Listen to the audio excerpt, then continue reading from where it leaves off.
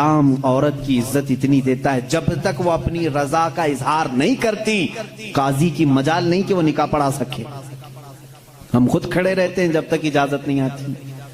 پہلے ہم عورت کی اجازت لے کر کے آتے ہیں اور پھر عورت کو اس کا حق مہر دینے کا حکم بھی مرد کو دیا گیا ہے کہ وہ تمہیں اپنی زندگی چھوڑ کر آ رہی ہے, اپنا گھر چھوڑ کر کے آ رہی ہے, اس کا حق مہر ادا کرو. اور لانے کے بعد جانتے ہیں میرے آقا صلی اللہ تعالی علیہ وسلم کی تعلیمات کیا ہیں؟ اللہ اکبر. حضور اکرم صلی اللہ علیہ وسلم نے تاکید کے ساتھ فرمایا ہے کہ عورتوں کے ساتھ سختی نہ کرو. اپنے آخری خطبے میں حضور نے عرفات کے میدان میں یہ بات تک فرمائی, عورتوں کے معاملات میں اللہ سے ڈرو, حد سے زیادہ نہ بڑھو, عورتوں کے ساتھ اتنی سختی نہ کرو. مارنے کو منع کیا, کبھی ان کے چہرے پر نہ مارنا, کبھی ان کے خاندان کو تانا نہ مارنا, کبھی ان کو اتنی بری گالی نہ دینا کہ دل ٹوٹ جائے. یہ تمام احکام اسلام نے اسی عورت کی عزت ہی کے لیے تو دیے ہیں. اور پھر جس وقت وہ آئے, بزرگوں نے یہ رواج بھی رکھا ہے کہ ہم اپنی بیٹیوں کو اپنے گھروں سے قرآن پاک دے کر کے رخصت کرتے ہیں, قرآن کے ساتھ اسے بھیجتے ہیں. اور گھر لانے کے بعد جانتے ہیں یہ اعلیٰ حضرت رضی اللہ تعالیٰ عنہ نے لکھا بھی ہے. اعلیٰ حضرت فرماتے ہیں جب نئی دلہن گھر میں آئے تو اس کے پیروں کا دھون جو ہے وہ اگر گھر کے چاروں کونوں میں ڈالو تو برکت آئے. وہ آ رہی ہے اپنا رزق لے کر کے آ رہی ہے, اپنا رزق لے کر کے آ رہی ہے. یہاں تک ہمارے لیے کہا گیا, بلکہ دولہے کو یہ بھی کہا گیا, اسی یہ بیان میں ساری باتیں نوجوانوں کو سمجھ میں بھی آ جائیں گی. نکاح کی پہلی رات اسے کہا گیا کہ تو اپنے گھر لایا ہے دلہن کو تو سب سے پہلے اس کے ہی دوپٹے کو تو مصلی بنا اور اس پر سجدہ کر. یہ حکم ہے. عورت کی عزت نہ ہوتی تو ہم مصلی بناتے اس کے دوپٹے کو. پہلی رات کہا گیا ہے. یہ اور بات ہے کہ معلومات نہیں ہے نوجوانوں کو کہ شادی کے بعد پہلی رات, یہ بھی سیکھنے کی ضرورت ہے. علماء سے یہ تمام چیزیں پوچھ لینا چاہیے جس کی شادی ہو رہی ہے. دلہن آ رہی ہے تو ہم اس کی عزت ہی کے لیے تو یہ تمام کام کر رہے ہیں. اور اس کے بعد حکم یہ دیا گیا کہ سب سے پہلے اس کے ساتھ بات چیت کی شروعات کرنے سے پہلے اس کی پیشانی پر ہاتھ رکھ کر اللہ کی بارگاہ میں یہ کہو, اے اللہ اس کے اندر جتنی تو نے اچھائیاں رکھی ہیں وہ سب اچھائیاں مجھے عطا کر دے, اور جتنی اس کے اندر برائیاں ہیں ان تمام برائیوں سے مجھے تو بچا دے. یہاں سے تو شروعات کر. ظاہر سی بات ہے میں نے اس وقت محسوس کیا, چند دنوں پہلے ایک نوجوان کو تلقین کر رہے تھے, پیشانی پر جہاں بال اگتے ہیں وہاں ہاتھ رکھ کر کے دعا کرنا. تو اس نے پوچھا کہ حضرت دعا تو ایسی ہی کر سکتے ہیں, پیشانی پر کیا؟ میں بھی چونک گیا. اس کو میں بتاؤں, میرے ایک استاد سے میں نے پوچھا کیا ایسا ہے کہ اپنی دلہن کی پیشانی پر ہاتھ رکھ کر کے اس طرح دعا کرنا چاہیے؟ انہوں نے کہا ہاں ہے.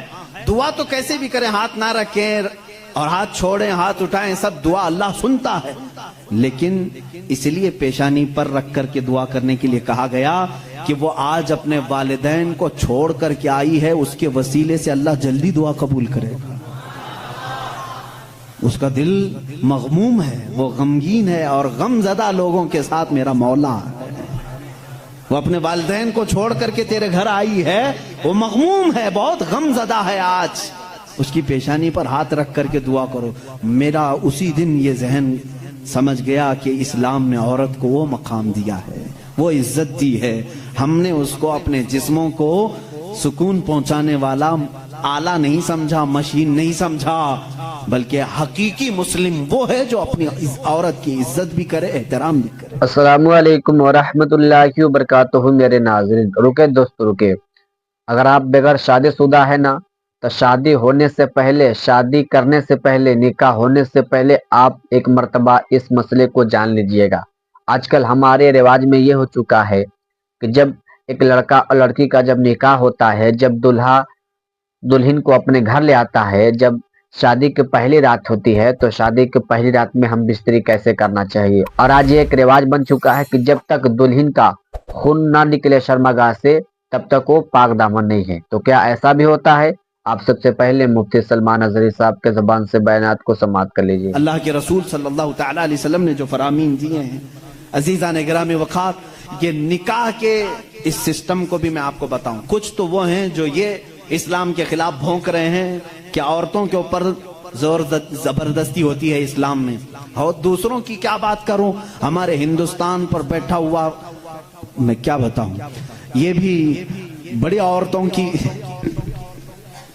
हाँ, पीड़ित महिलाएं हैं, मुस्लिम पीड़ित महिलाएं हैं जो खुद बीवी को छोड़ बैठा है। सारी मुस्लिम औरतें पीड़ित हैं। अल्लाह अकबर। वो खुद अपनी बीवी को देखने नहीं जा सका, जिंदगी खत्म होने आ गई, बाल सफेद हो गए। पीड़ित महिलाएं हैं मुसलमान। हाँ, अगर ए मुसलमानों कोई भी हम में से औरत पर जोर जबरदस्ती करता है, याद रखो मैं तुम्हें बताऊं कि कुरान की क़यामत के दिन अल्लाह जानवरों पर भी उठाए हुए हाथ का फैसला लेगा, तो औरत की बात तो दूर की है। मेरा अकीदा तो यह है, एक औरत ने बिल्ली को बांध रखा था, बुखारी शरीफ में है, वो मर गई बिल्ली, और वो औरत बहुत इबादत गुजार थी, लेकिन अल्लाह ताला ने फैसला फरमाया कि इस औरत को जहन्नम में डालो। मेरी एक मखलूक को बांध कर रखी इसने और वो मर गई। हमारा तो अकीदा यह है, तुम औरतों पर अगर जुल्म करते हो तो तुम जिम्मेदार हो, लेकिन इस्लाम नहीं। इस्लाम वो कामिल दीन है। ये बेचारे क्या पढ़ पाएंगे जिनको कभी ढंग की स्पेलिंग नहीं आती, कभी हाँ, ये एक ऐसा होता है कि डमरू बजाओ तो कोई नाचता है। इसी तरह से कुछ लोग पीछे से कुछ लिख करके दें, कुछ बयान करने के लिए, तो कुछ लोग कह जाते हैं, उनको खुद नॉलेज नहीं होती। ऐसे ही कुछ लोग इस्लाम पर भी भोंकते हैं। अब अगर ये टॉपिक अगर मैं छेड़ूं 3 तलाक के, तो और बड़े मामलात हैं। 3 तलाक के लिए इस्लाम ने जोर जबरदस्ती की है। औरतों पर जुल्म है, ये पीड़ित हैं, ये महिलाएं हैं, इनको इंसाफ दिलाना चाहिए। 3 तलाक देना, पहली बात ये समझे ही नहीं। आप तो समझते हैं ना, इस्लाम में फजर की नमाज फर्ज है, जोहर की नमाज फर्ज है ना, असर मगरिब इशा फर्ज है, तलाक देना फर्ज है, फर्ज है। तो इतना क्यों नहीं समझ रहे? कौन कहता है कि हर मुसलमान 3 तलाक देना फर्ज समझता है? अरे वो एक एग्जिट रास्ता है। हम कभी भी किसी भी बंदे को निकाह पढ़ाते हैं तो तलाक का नाम तक नहीं लेते। अगर जिक्र कर दिया ना कि मैं 5 साल के बाद तलाक देने के लिए निकाह कर रहा हूं, तो वो निकाह ही हराम हो गया। बल्कि मैं कहता हूं, अगर तुमने निकाह में ये कह दिया 80 साल के बाद मैं छोड़ दूंगा, या 80 साल का ये कॉन्ट्रैक्ट है मेरा, तो निकाह नहीं है वो निकाह नहीं, उसको मुता कहते हैं। हम निकाह में कभी वक्त मुतय्यन नहीं कर सकते, बल्कि हम तो लाइफ टाइम के लिए निकाह कर रहे होते हैं, लाइफ टाइम के लिए। लेकिन इंसानी जिंदगी में कई मामलात ऐसे आते हैं कि मिजाज नहीं जम सकता। जरूरी नहीं है कि हर आदमी का मिजाज दूसरे से जम जाए। कभी ऐसा हो गया तो उसके लिए ऑप्शन रखना चाहिए कि नहीं रखना चाहिए? उसके लिए ऑप्शन रखना चाहिए कि नहीं रखना चाहिए?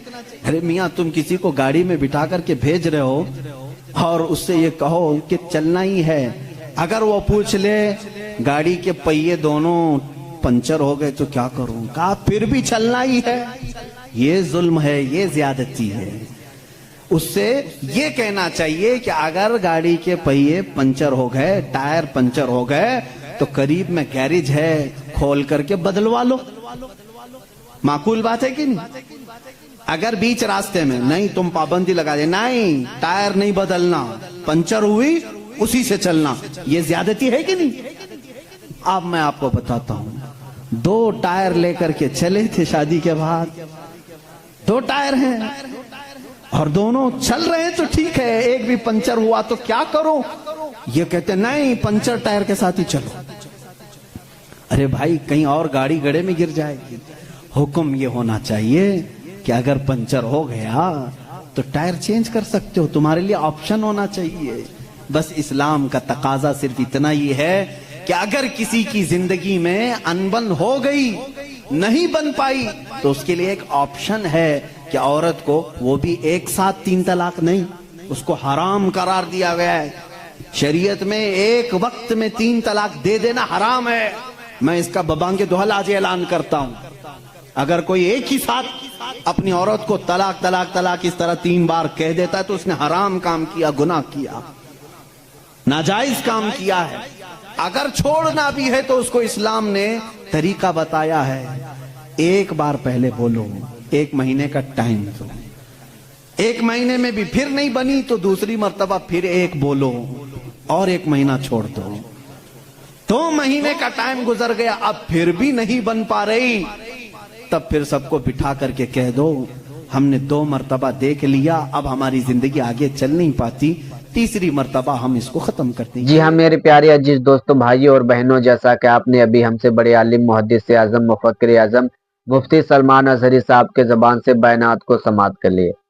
जब शादी की पहली रात होती है, जब लड़का लड़की से निकाह करके उस लड़की को अपने घर ले आता है, जब शादी की पहली रात होती है, तो शादी की पहली रात में कौन सी नमाजें पढ़नी चाहिए, उसके साथ कैसे पेश आना चाहिए, कैसे हम बिस्तरी करना चाहिए, जैसा कि आपको मुफ्ती सलमान अजहरी साहब बता दिए।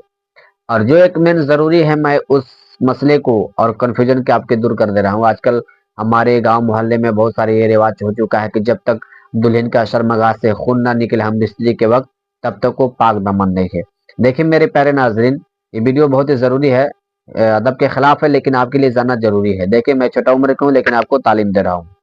देखिए आजकल हमारे रिवाज में ये चुका है कि जब तक दुल्हन का शर्मगाह से खून ना निकले वो पाक दामन नहीं है, अगर खून निकल जाए तो पाक दामन है। तो देखिए जो शर्मगाह का जो पर्दा होता है ना, वो फट जाता है। बहुत सारे ऐसे वजह है कि उसको जैसे फट जाती है। हो सकता है उठने बैठने से, कुछ चीजें वजन उठाने से, या फिर साइकिल चलाने से फट जाता है। तो इसकी वजह से लोग कहते हैं कि नहीं ये पाक दामन नहीं है, इसका संबंध शादी से पहले किसी और के साथ था। तो आप हरगिज ऐसा ना सोचे।